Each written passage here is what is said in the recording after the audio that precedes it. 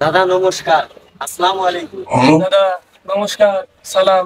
কি ব্যাপার?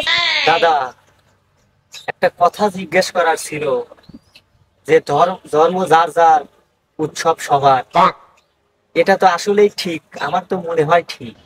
আপনি কি বলেন? তুমি ঠিকই বলেছো, এরকমই তো হওয়া উচিত। ধর্ম যার যার, উৎসব সবার।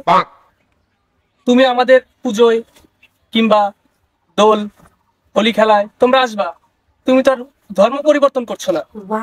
যার যার ধর্ম তার তার। আমাদের ধর্মে এসে তোমরা নাচ গান করলা, পুজোয় আসলা, হোলি খেললা, এটাতে কোনো সমস্যা হচ্ছে না তো।